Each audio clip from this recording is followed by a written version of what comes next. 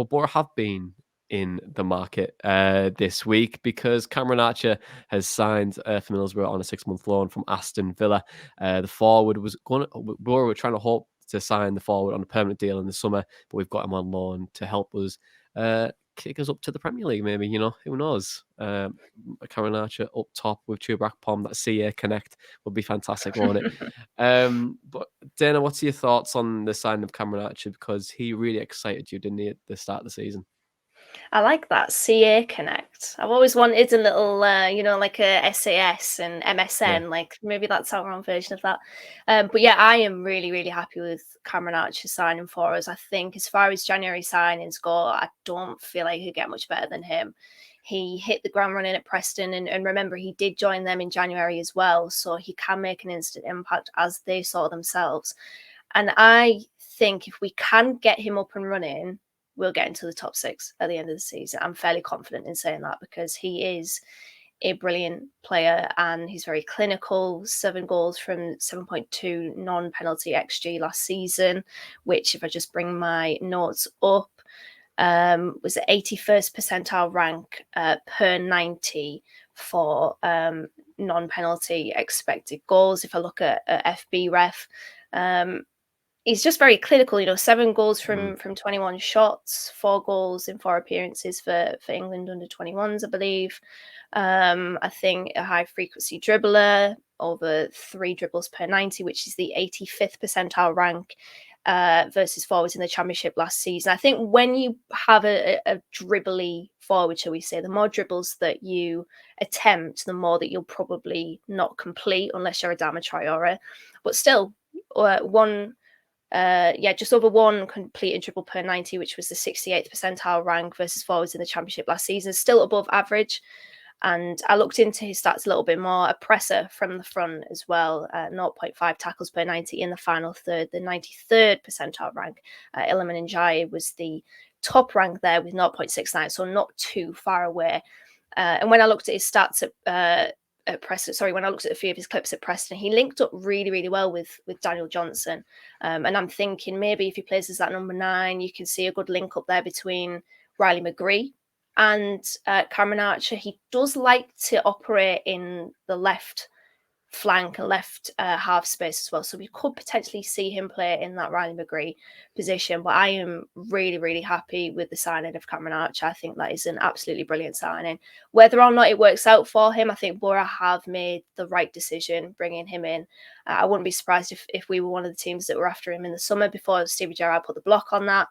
But I'm really, really happy. I think that is a brilliant signing. Ryan Lowe said about him last season that his quality levels are fantastic. He's bullish, strong, he can roll, and he's got that little burst of pace too. So I'm really looking forward to seeing what he can do. I think he's going to be I do think he's going to be a successful signing for us because we've got the platform to be able to make sure that these signings and these strikers are a success with Giles, with that Pom being a good link-up striker as well. The two, I think, can play off each other really well. And obviously yesterday, Tom, we didn't really see much of him, given Brighton's about 99% possession in the second half. But what's your thoughts on the signing?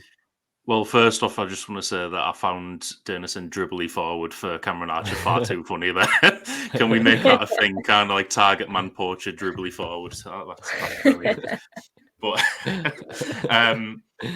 I was happy with the signing. I won't lie, I've not seen too much of him. I watched a couple of Preston games last season, including the one where the battered us. And I think he obviously scored that day, didn't he? So he looked a good player from what I saw, but I hadn't seen a whole lot of him. The Preston fans seemed absolutely gutted when we signed him, so that's already a good start. And then I was looking at some of the Villa fans' reaction as well, and they were kind of saying, I thought he might have been in and around the first team. If we can just get him into the team and get him going, he'll be a difference maker for us. There was another guy who was replying to a Boro fan asking what we can expect, and he said he plays like a young Jermaine Defoe. And I was like, well, if he's like a young Jermaine Defoe, then you can't go wrong with that, surely, because he was a quality striker. And I can kind of see what they meant from the brief appearance yesterday. He's very quick, quite strong as well. Fairly similar build as well. I think he did seem a little bit shorter, but then again, I was at the top of the West Stand, so I don't know, anyone might have seemed shorter from up there. But he did seem bright when he came on, and he could have had a couple of chances, well, half chances in what we had. But I'm looking forward to seeing more of him, really. And also we've got this graphic from Foreseeable for anyone on YouTube watching, but you can kind of see the percentile stats from what we can expect from him. High expected goals, a lot of offensive duels, shots. So he does, from that, look like he is going to be the type of striker who can create a chance for himself and get past a player. Aerial duels is understandably quite low there, but I don't think we're going to be putting a lot of balls into the box for him to win headers from. And then you can see on the possession stats there, a lot of dribbling. Dribbling success only around the between the 40-50% mark, but at least he's trying it, and from that he's creating his chances and being able to kind of create key passes for other players in the team as well. So overall, I'm really looking forward to seeing what Archer has to offer. I think that high expected goals is probably because he wants to shift the ball into these spaces. Obviously, I said dribbly forward there. He wants to be able to take the ball in these tight areas where he is getting marked. He wants to take the ball beyond and create those opportunities for himself that are probably high value opportunities. He seems both footed, in all honesty. When I was looking at his goals, there were right-footed goals, left-footed goals. I think that probably just maximizes the potential for those high expected goal opportunities. So I think that is brilliant to have, and he's somebody that offers us a bit different. I think Michael Carrick said or told Cameron Archer that he was the missing piece. So in terms of playing off the shoulder, getting in behind, stretching the defence, I think Boro maybe lacked that a little bit. So I'm looking forward to it. I really am. I think, again, playing and operating in those left spaces could link up really well with Ryan McGree, or he could play in his position, but in a different sort of way. So I'm looking forward to seeing what he can do. I'm a really, really big fan of Cameron Archer in this signing. Yeah, he's a pressy, dribbly forward, isn't he? But no, in all honesty, I think it is a really good signing from us, isn't it? I think he's exactly what we need in terms of creating our own chances. But I think the pressing stats and the defensive stats were really, really strong. It looks like he's able to press centre halves or try and get the wing backs into creating errors to create the space for us to get forward for Akpom to do that. But then also his finishing stats were excellent, and you can see why. A lot of Preston fans are very disappointed to see him come to Middlesbrough. But speaking of a Preston fan, we spoke to Ben HD to get his insight on Cameron Archer during his time at Preston. All right, guys, hope you're all well. So Cameron Archer to Middlesbrough. I'm not going to lie, as a North End fan, I'm a little bit gutted. I was holding out the smallest shred of hope that maybe we'd be able to tempt him away in January, but I think he was always more likely to go for a side gunning for promotion like you. So in terms of the play himself, I think you're getting an absolutely cracking striker, especially for the Championship. Archer was probably one of the most natural finishers that I've ever seen at Preston. He really is that good. He had that instant impact when we signed him. He scored in his debut, and he just continued to get better from that point onwards, really. In terms of the player, I think his all-round game really developed throughout his time at Preston. Very good dribbler, can go past a man, has that burst of pace, but probably the best thing about him is his movement. He was exceptionally good at playing off the last man, beating the offside trap, and just his movement in around the box and his ability to get a shot away and work an angle for a shot from the most unlikely of places. I think he really developed, like I said, in terms of his time here. There were a few conversations in the early months that we had Archer that, yes, he's obviously a fantastic finisher and player all around, but how well did he fit into our system alongside Emile Rees and sort of working that striker partnership? And it probably did take a little bit of time to go ahead and work out that, both of them wanting to be the sort of main man in the team and the player on the end of things. But in the final few months especially, I think the pair really worked on that partnership between them. themselves. And the perfect example, probably that game we had against you at Deepdale towards the end of the season when we beat you 4-1. They both linked up for a goal, and we had quite a few examples of those towards the end of the season. And just thinking about the potential for Akpom linking up with Archer this season for you guys, I think that's a scary proposition. I think with this signing, you've massively boosted your promotion chances, because he is, like I say, one of the most natural finishers I've ever seen at North End. So natural finisher, Presser and Preston are very disappointing. But then, how do you think he can fit up front with Akpom? Because he's had a really good link up with Crooks, with Force. But can he do it with Cameron Archer? What do you think? I think so. Akpom is very good at dropping deep, isn't he? And very good at being able to essentially pull centre backs out of their intended position to effectively mark him. As Carrick said, as I mentioned on the last podcast, he's a marked man now, is Chuba Akpom, and I think that could be the perfect platform for Cameron Archer to be able to do his thing.